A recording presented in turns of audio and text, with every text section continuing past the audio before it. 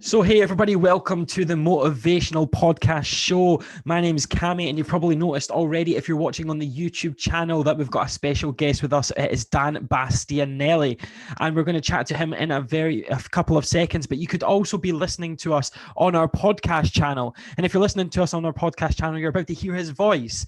Now, you might realize one thing, the word Bastianelli, that is from a certain country, but I want you to all take a guess at this moment in time, and he will tell us where it is from very shortly. I'm sure he will anyway.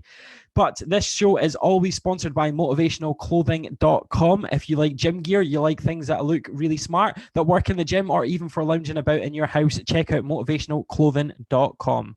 But I hope you all enjoy the show. So hi, Dan, how are you doing? Hello, I'm good. Yeah, perfect. So thank you for coming along. You're our first special guest. We've got a fair few lined up, but you're number one. You're the first ever special guest on the Motivational Podcast show. Cool. So today we're going to be chatting everything. Now, a few of you I have mentioned in the first episode that I was a magician, full-time magician until lockdown hit, and then that's what brought this motivational podcast forward and with the motivationalclothing.com. Now, Dan is also a professional magician. It's what he does alongside working at university as well. So if you want to tell us a little bit about your background. Yes, the magic thing's funny. Well, you know that. It feels like a long time ago. Since that was an industry. I was looking on Facebook and we had the memories from a year ago, and I was actually doing gigs. It's like, who would have known a year ago if they were about 4 to 8 weeks away from getting locked down? I know, yeah. Essentially, that job's not existed since February. We've been doing a little bit on Zoom and things, but it's not the same, is it? It's okay. I've been doing quite a lot, to be honest, with the Scouts. The Scouts have been booking me every night for doing shows, which has been fantastic. I've got one more tonight, and then that's the last one for a little break. But that's been good fun. Keeps you performing, but I've not got the motive to learn lots of new tricks. To be honest, I've been focusing so much on this motivational podcast that I've not had the time to do anything else, to be honest. Yeah, no, I'm the same. As you said, I'm at uni in the last year, so I'm just working away at that. But So basically, you want to tell everyone what you're studying at uni? I'm doing mechanical engineering, so it's a lot of maths and stuff that, yeah, it's interesting. Trying to get to the point where we can get no emissions and all of that sort of thing. But so you're basically looking into the Tesla route rather than the petrol and diesel engine, which is going to be the big thing in the future, because I've just heard that there's going to be banning sales from 2030. I don't know if that's true, but I've heard that. Yeah, that's the plan, is that you won't be able to buy a new petrol car in Scotland in 2030, which is coming up fast. Yeah, that's only what 9 years away. 9 years away. Yeah, so they need to get moving. But yeah. No, well, Tesla's going to do well. They're going to be a big company. Well, they already are a big company. They're bringing in huge soon. Yeah, I'm a big Elon fan. Yeah, so there we go, Elon Musk. So we're going to tell you all the reason why Dan is on this podcast. Dan obviously has had setbacks with the magic, as along with myself, and we both had to find motivation along the way. Now, I know Dan did a whole month of running 5K every single morning. Every morning he'd get up and run 5K. Now, I'd done this before when I was a magician, and I lost the motivation to do it, but Dan managed to find the motivation in lockdown to do this. So do you want to tell everyone where it started, if you were doing it for charity, or what is it you were doing it for? It was a thing that was run on the radio. They just kind of suggested that you try and walk 5K every day. Fourth one, by any chance? Yeah. Yeah, fourth one. And I was like, well, I could try and run it every day. It was good. My motivation, to be honest, mainly comes just now from boredom. Like, I find it quite a good release from sitting about to just go outside for half an hour and run about and then come back. I normally listen to podcasts, which is handy. But yeah, it's mainly just to get out for a bit. Well, that makes total sense, but it's really weird how people do it in a different way. For example, when I was bored, I'd order a Chinese. Now, I don't do that anymore. I am back on it. I'm a stone down since the worst peak I got to, which is amazing. The motivational clothing, the motivational side of things has definitely helped with that. But it does show, I go on Facebook every day and see people that are so negative, and they're so negative about life, so negative about everything. And if they just had a hobby, or they had something that they could do, Like, I used to hate running. I'm not going to lie. I absolutely hated running. And back last March, about 2 weeks before lockdown, I ran a marathon, and the hardest marathon in Scotland, the Glen Tress Marathon, up two mountains, which was hell. I'm not even going to lie. It was absolutely hell. It took me like 7.5 hours in the snow. I fell and banged my knee. I had no grips on my shoes, and it was ice on the way down. So it was probably the worst experience of my life. But to say I'd done it, I remember walking to Tesco afterwards. There was a Tesco round the corner from where I'd done the marathon, and I'm not joking. I honestly thought I was like a 97-year-old granny walking around. Honestly, folk were laughing at me walking around because I couldn't put one foot in front of the other. Yeah, well, I'm training now for a half marathon. Try to do the half marathon in May, which All right, I okay. presume isn't going to happen officially, but I'm just going to do it anyway, on my own. Yeah, I can totally understand that. At the moment, when I'm doing the weight loss, I'm actually about to make a video and a podcast about it. I'm doing the Herbalife 21-day challenge. The reason why I'm doing this is I've said to my YouTube and podcast channel, if you've listened to anything else, is every single week or few weeks, I'm going to try and do another challenge this year with a diet. And I'm not saying I like them all. I'm just going to try them out to see and test and trial them. So I've already done the keto diet. I've done 7 days and I saw proven results. But then I've also started this Herbalife challenge, and I'm on day 9 out of 21, and I'm already 6 pounds down, which is fantastic. And then I started reading this book here. It's a new craze at the moment. It's the guy Matt Does Fitness. He has his own YouTube channel, becoming super worldwide famous, and it's called the 24/7 Body. I do recommend it after you've been to motivationalclothing.com, obviously, and spend your money there. But I do recommend this book, and he talks about it's slightly different. He says it's all about balance. And I think people are just becoming so crazed up on how you have to diet. If you eat a pizza one night that's 2,000 calories and you're only allowed 1,500, the next 3 or 4 days, you just have 200 or 300 calories less. And the way he basically talks about is work out how many calories you're allowed in a week and stick to it over the course of a week rather than sticking to it on a course of a day. So if you've got, for example, in a week, you're allowed 10,000 calories, then if you're at 5,000 calories in day 2, make sure the next 5 days are much easier and much less calorific. He says there isn't too much to do with carbs and fiber after watching and looking at so many after looking at so many data from universities. He's found out that fats and fiber, it doesn't matter how much of that you have, it's all about protein because your body digests protein faster, and also you lose more weight and lose more calories because it takes a lot more for your body to actually digest the protein. So it is an interesting read. I don't know if I think everything's completely true, but what he's saying is, and if you look at the guy, he is ripped, absolutely ripped. So he must know exactly, or he must know a fair bit of what he's talking about. So I'm going to be looking into doing what he says for a few weeks after I've done this 21-day challenge. That's the area I'm not very good at, is dieting. I'm more into the exercise, and then the diet kind of it's never really bothered me. But as you said at the start, obviously I come from an Italian heritage, so food is rather important to your day, especially carbs. How long have we been mates? How long have we been friends for, roughly? A good 7, 8 years. Yeah, 7, 8 years, and I've still never had an Italian dish from Dan. That's what I was texting him over Christmas about. How much of a joke is that? Now, I must admit, you've known me a lot, quite a long time, and you've seen like how much I've changed over the years. I started off as this really chubby kid. I was sitting at 18 stone. I lost all the weight about a year and a half ago, and I was sitting down at 12 stone, and then I fluctuated back up to 15 stone. So it's like being like a roller coaster with myself. Now, I'm lucky to say that as of today, as of the last few days, I'm back in the 14 stones area, and the aim is to get back down to 13 stone, because I think that's a healthy, maintainable weight. The 12 stone, I looked ill at one point. So that's it's all about the BMI thing, isn't it? I don't know what the actual chart is, but there's some sort of height to weight ratio that you should be sticking to. There definitely is, but when I was actually going back to this Matt Does Fitness book, he actually talks about that, saying the scales that you get with BMI, how it works is there is electrons that go through your body when your scales test your BMI. But the thing about an electron is just trying to find the first way in and the last way out. The first way in and first way out. So basically, how they work is they don't actually go all the way up to your head and come all the way down to your feet. It goes up to your waist and comes down your other leg.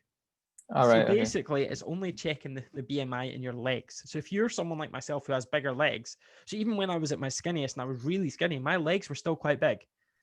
So I would still have a higher BMI unless it was done professionally, down to my legs, even though I was sitting with a 6-pack on my stomach. I maybe didn't mean BMI. I mean the chart that's like weight to height. There's so many different ways. I think as long as you look good, feel good, and you're eating healthy enough, I think that's it. Balance. I think balance is the way forward. And again, I'm only on week 3, week 4. Well, we're in week 3 of the year, so I've been doing all these diets for 3 weeks. Not that saying these are the only diets I've ever done in my life, but there's 3 weeks of dieting, and I've found out that, to be honest, I've done the keto diet and I felt amazing. No carbs for a week. Felt brilliant. I'm back on eating a little bit of carbs, not much. And again, I feel the same. So I think I couldn't do that. Yeah, being an Italian, it must be quite hard. But I think there is many ups and downs with what you want to do. I think it's all about balance, to be honest. But I will keep these challenges going through the entire year and see how they go. Especially, it's going to be quite difficult because I don't know if I'm going to have to do one which is going to be baby food for a week, considering I'm going to be a dad in about 8 weeks' time. So that's going to be an interesting time. Yeah, just mushy peas and carrots. I don't even know if they'll be able to eat. That'll be milk for the first few while, I would have thought. Well, yeah. Yeah. So, Dan, do you want to tell us more about yourself and your background in fitness? Have you done anything else rather than like play football, soccer in America? Yeah. I played football for most of since I was like 6 to 16, 17 properly, which was pretty much all I did. But you don't really, I think if you enjoy the thing, you don't realize how much you're actually doing, because you're training twice a week and playing once a week. So that was like 5 hours worth of pretty heavy cardio without thinking about it. You don't think about it. It's more fun. You can't wait to actually be there. You're only at school sitting there going, come on, it's only 3 hours still training, 4 hours still training, something like that. I remember being the same. I played a sport called shinty, and a lot of my friends don't even know what shinty is, even if they're Scottish. It's a Scottish sport played in the Highlands. It's like ice hockey on grass with very little protection. If you want to know how to have a look online, it's SHINTY. Shinty. You can watch some of it. It goes along with the Irish hurling. But I used to play this on the grass, and I was a coach as well. So I would train on a Tuesday. I would train on a Thursday. I would coach with the women's on the Wednesday. On the Friday, I would also be doing coaching, and I'd be playing games on Saturday and coaching games on Sunday. So I was 6 days a week. When I was 19-year-old, I was back down. I was like at the 12 stone mark as well. Like I was skinny, but I wasn't even trying. Like I was eating the same diet as I would usually do, but it was because it was 24/7 active. And then when you go from that to either being a magician or getting a desk job, it's a massive change for your body. And that's what people don't understand. And this is the reason why I think diets don't work, because if you go on a diet, and they do work obviously for the short period of time, but when you diet, you train more. So you're going to have less calories coming in and more calories going out until you decide to stop the training. So you're going to have less calories coming in, but no training. And then you're going to eat crap again. And your body's just going to have a complete change in metabolism. And you're going to be going from eating, say, 1,500 calories a day, but burning 5, to having 2,000 calories a day, but burning 0. And it's going to be a massive change in your body. And that's genuinely what happened to me. I was running 5K every day and hitting the gym when we were back being a magician. And when lockdown hit, I just got kind of depressed. Gyms had shut. And when I was training, I was doing 5K and burning, say, 300 calories. I was also in the gym burning another few hundred. So there's 500 calories gone every day. And you're lucky if I was hitting 1,300 calories a day, because it's all I could think about. It was like, as soon as I saw a little bit of fat, I had to get it gone. And it was actually getting quite worrying how overthinking I was. Yeah, you can go the wrong way with that. You can go too far as well. So I felt like I was getting to that borderline too far. And then when lockdown hit, losing all my gigs that I'd spent, 2-3 years trying to build up, and I was working my ass off for these gigs, I think I just hit a slight bit of depression. I don't know if it officially was, but it probably was. And I would eat. I wasn't caring about training, and running was my life at one point. I spent a year running every day. I never missed a running session. And to be honest, I've not been doing running since. At the moment with the diet, and I'm absolutely loving the balanced diet. And I'm not finding it difficult. And I know it's only 3 weeks in, and most people's diets last about 3 weeks, but I don't see this being something that's going to change anytime soon. It's going to be something that I'm going to try and maintain throughout the entire year. And I'm trying to see if you can actually maintain a healthy lifestyle, a healthy diet, while still dropping the pounds. But so far, I'm nearly a stone down in 3 weeks. It's not, it shows it's working. That's about 14 pounds if anyone in America is listening. Yeah. But I think from what I've heard, the key to that longevity is getting to the point where you no longer crave bad things. You Well, actually that's what don't want it anymore. Well, that's a good story because obviously we're a magician. This works out really well. Penn Jillette from Penn and Teller, he has a diet book out and he lost a lot of weight. If you have a look at Penn and Teller in the original TV show Penn and Teller Fool Us in season 1, and you look at him in the latest season, he's lost loads of weight. I can't tell you how much it is, but I would say 7 or 8 stone. Yeah, it's 100 odd pounds. And how he lost that was because he cut out everything and only ate potatoes.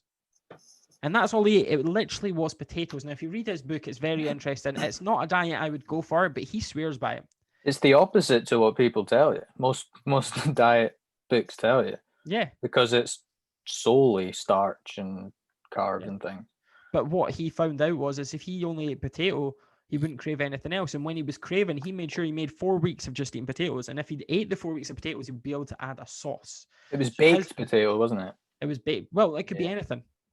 It started off where I think it was. Well, it's not going to be chips, is it? No. But it got to a stage where he started off with it had to be like a baked potato. And then it moved on to you could do this to it. Then you could do that to it. Then it was like add paprika to it, which was his choice of sauce. And then eventually added vegetables in. And then he eventually added this. And by 6 months in, he'd barely eaten a meal. And he was only eating twice a day. But he was eating these times a day. He was eating like 1,000 calories worth of potatoes. I'd hate that so much. I think it's not for me, but it just shows that his cravings have completely gone. Like he doesn't crave anything now. I think. Not surprised. I think his craving is sparkling water at the moment. He was telling me when I saw him the last. It was like sparkling water, and that's his craving.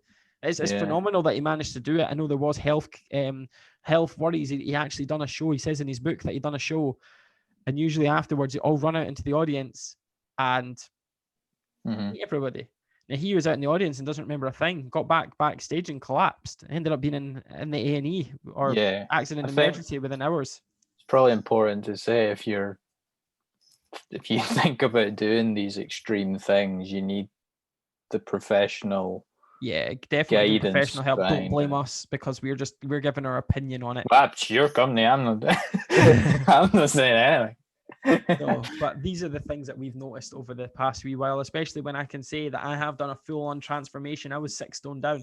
And to be honest, it shows that I was happy at the time, but there's some things that are more important in life is living.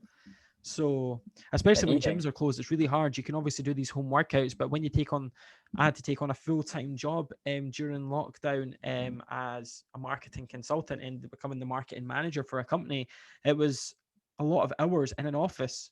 Going from my average working week for a magician was I would get up on Monday morning, I would drop my fiance off at work, and I would go to the gym, go for a run, and it's not even lunchtime at this point. I've already done my 500 calories are already gone. Because I've already done my workout, I'm going to be eating healthy the rest of the day anyway, because I don't want to go and put everything back on. And even if I ate something that wasn't perfect, to me, I'd be like, well, I've got that 500 calorie leeway. Is it worth that workout for that bit of pizza? That's the way I would look at it. And you would do that for a year, and it works. And it's the same again with this. But the thing is, I've noticed with people with diets as well, is they're too impatient. Yeah. You do 3 sit-ups and you're in the mirror looking to see if you've lost anything. Basically, yeah. Yeah. 3 weeks down, I'm a stone down. But see, if I looked in the mirror, I could probably tell you I was a bit less bloated, but I wouldn't say I look like ripped or anything like that. We have one of the models. I'll go on my phone just now. I'll show you for the YouTube channel. I know there's a lot of people on the podcast listening, but on this phone, we have one of our models that has been one of the models for motivationalclothing.com. Oh, the models on your site are absolutely units. Yeah, well, we have a few of them. One. The Ewan, the photo that you're about to see on your left on the YouTube channel. If you've not seen this YouTube channel, you can obviously check us out at Motivational Clothing YouTube channel if you're listening to the podcast. But on the one on the left, which you're going to see is him now, but the one on the right was him 12 weeks ago. And this is about the time when he was about to do just after he'd done the second photo shoot, because this Ewan done 2 photo shoots for us. So he'd done a 12-week cut, and this is him now. Wow. Which is absolutely insane.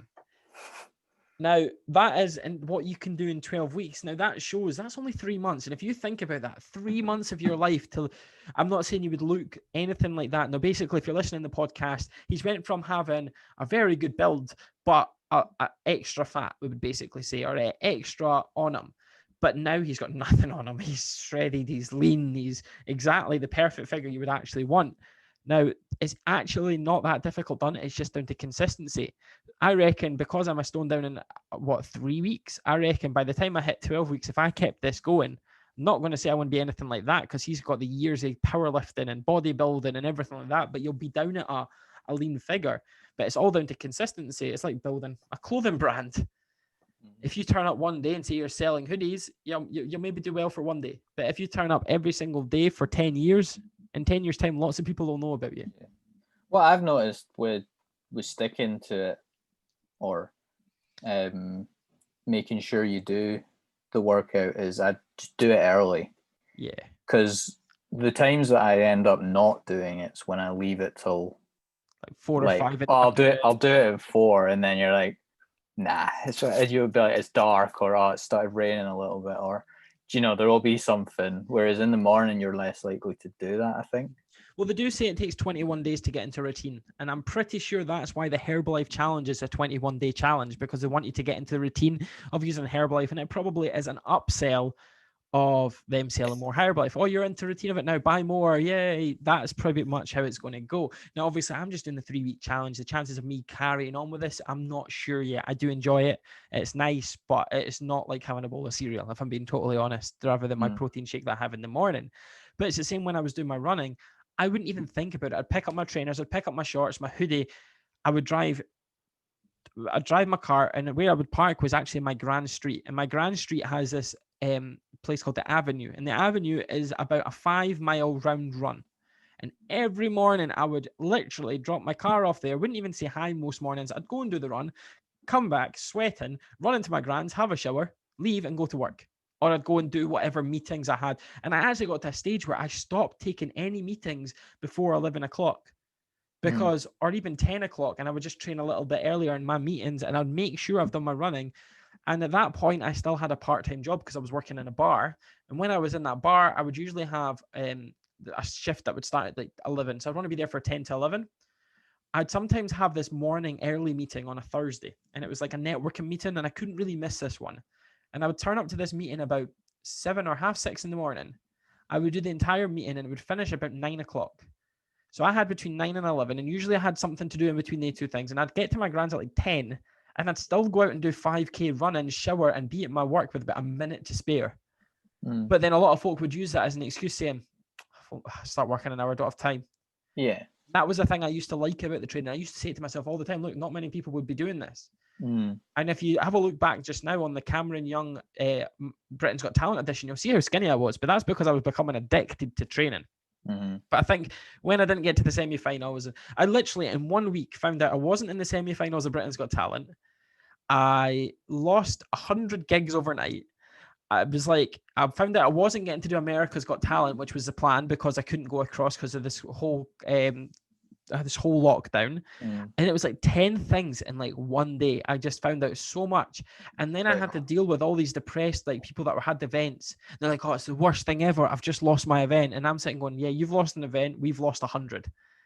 And I think in that one 24-hour 48-hour period that just hit, and I was just like, I wanted to hide. I think that's basically what happened, and it lasted way too long. Yeah. So if you got any other coming. I know. Have you got any other goals this year? Have you got any maybe fitness-wise or even business-wise or anything that's really interesting to you for 2021? The half marathon, as I said, the sort of fitness one, which again would usually be an organised event, closed road, but yeah, I'll probably have to just do it on my own, which obviously requires a bit more self-motivation as well. That's where I think the podcast, or the one for me, was always, I found this motivational album, the same album every time. I think by the end of the year, I could sing every single song, even though it was motivational speeches. And it was people shouting down your ear saying, never give up, don't stop. And it was great. And that's what kind of kept you going. And I would actually, if I knew I had a run up, because I'd done a few smaller runs, 10K, 15, 20K in between hand, I wouldn't listen to that for about a week. And I'd listen to podcasts while I was training. And when I was doing the official run, I'd have them on for the first half, it would be about half pace and half volume. And see, by the last 10 minutes of this race, I would put that full pelt in my ears. So it wasn't full pelt from the start. It was just full pelt to like when I needed it. And it got to the stage, I remember there was one called the Donkey Bray Run, which happens in Fife in Scotland. And you run through from one town to another and back. But the ending of this run is up a massive, massive hill. And then you run round the track and then you go right across a grass field, like a football pitch. But the grass field has a lot of hills and bumps to it. And I remember hitting that last field and I put it to the maximum volume. And I went from having like no energy left. And we were sitting at 59 minutes at this point. And I wanted to break that hour. And I remember I lost it by 1 second, but I legged it. And I mean, there's folk collapsing on the finishing line and struggling to make it over, and I'm sprinting past. I remember it was my face in the newspaper because I was one of the people in the newspaper, and you just see me full pelt going for it because I was like, I'm getting this, and I lost it by a flipping second, and I was gutted, absolutely gutted. So 1 hour 1 second, that was 11k. That run was 11k. Yeah, that was soul destroying. A second. And what, an hour? 1 hour 1 second, and that was for 11k. So if obviously it was a 10k run, I would have probably got it in about 55 minutes. But yeah, I was actually the reason why I was actually thinking I was going to nail the hour, but what happened was I went too fast, too quick. Yeah. So I started at the start line. I started in with the top 20 runners. So these guys that run for 11, and bearing in mind I'd been running for 6 months at this point, I kept up with them for the first 5k. Mm-hmm. I was in the group of first 10. So for me, I'm sitting going, I'm in first 10 places. Brilliant. And that's what I think kept me going. Yeah. Until I threw up. Yeah. No, So I did that. I had to throw up once. I did that I did a cycling event as well.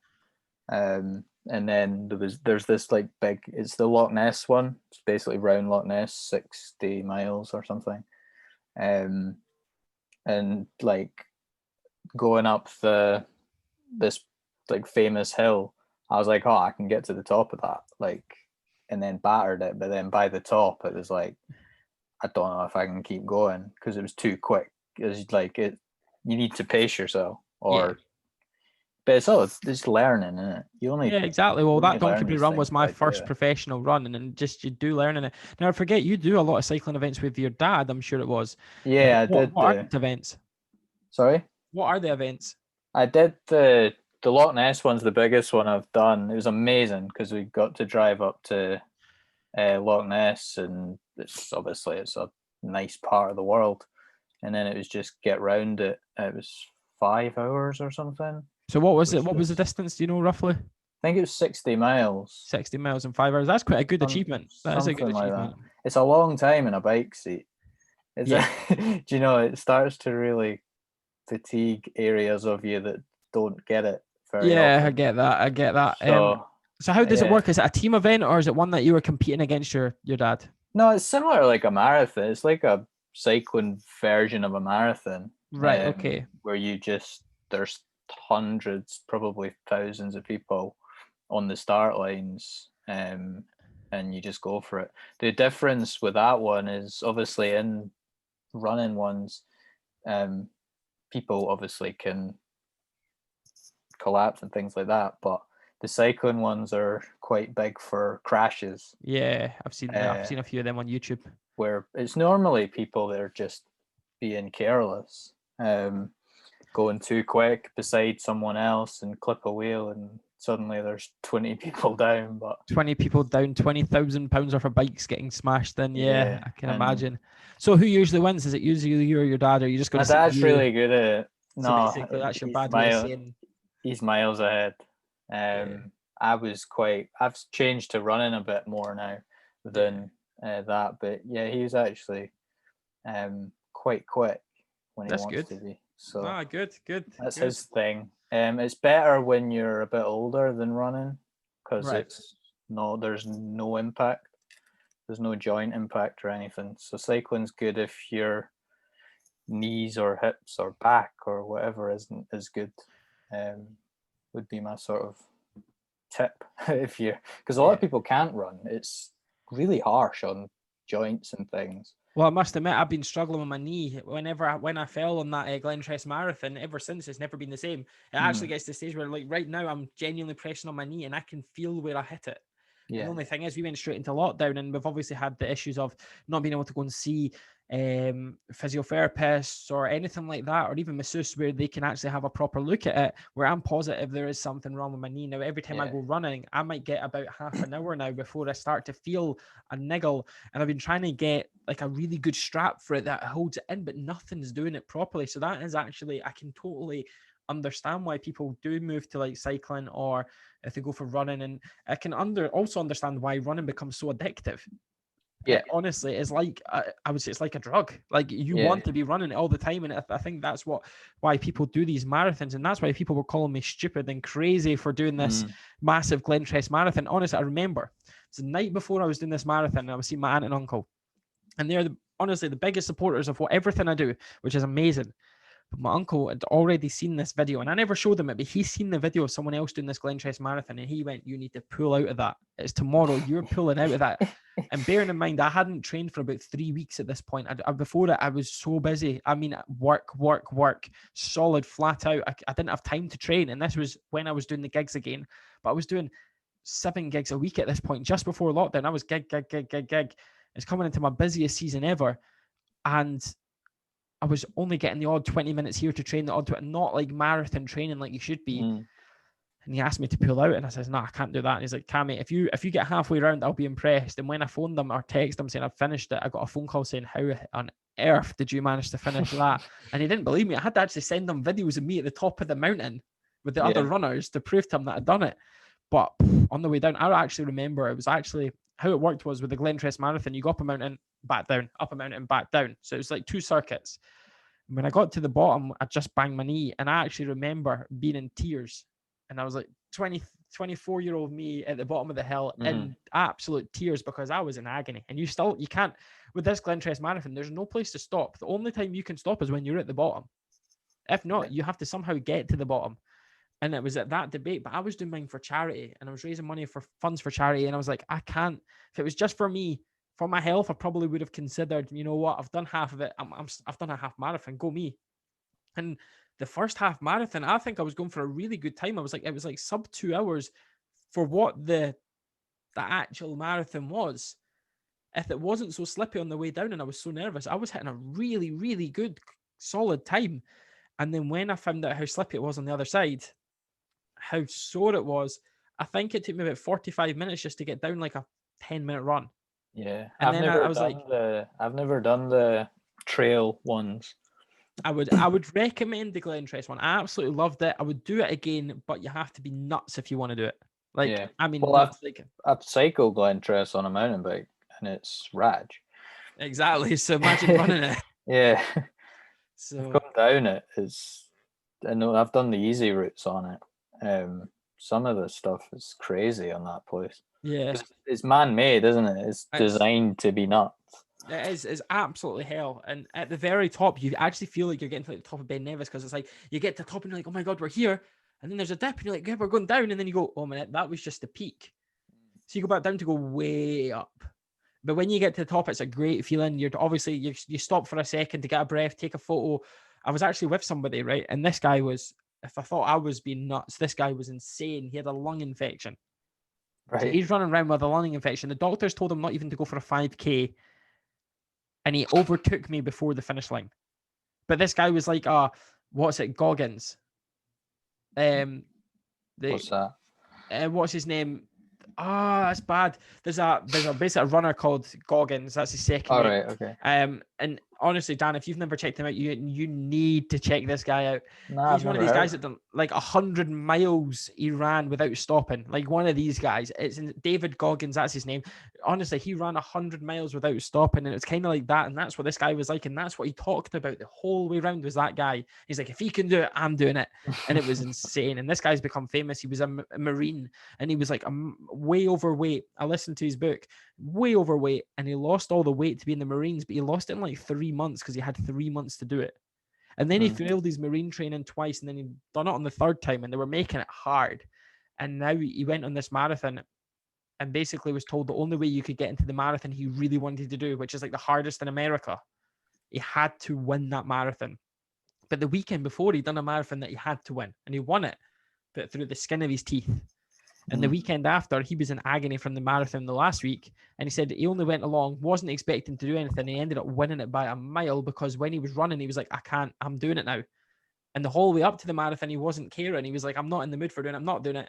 And he nailed it. And then he went and done the hardest marathon. And he remembers, and I remember in the book where he gets to a certain point and literally keels over, throws up a few times, gets back up and runs again. And he says he could barely feel anything. He remembers just this getting followed by people because it was just doing something that's never been done before.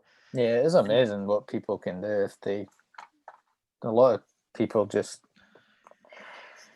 But yeah, if you've never checked him out, David Goggins, there's so much about him on YouTube. I mean, I can't believe I even forgot his name. And Dan, I can't believe you've never heard of him. I've never heard of him. You really need to look into this guy. It's unbelievable what this man can do. But I think that's an amazing way to finish off this podcast. So I'm going to finish it off here. Thanks to Dan for coming along. Obviously, thank you to our massive sponsors, motivationalclothing.com. You need to check them out. They are an amazing company selling gym gear for, well, I'm actually wearing it just now. If you're watching the YouTube, this is one of the hoodies. This is one of the hats. I would highly, highly recommend that you check them out. So that's from me, Cami, and Dan. Thank you very much for watching and enjoy. And make sure you check out the rest of our shows. See you all soon.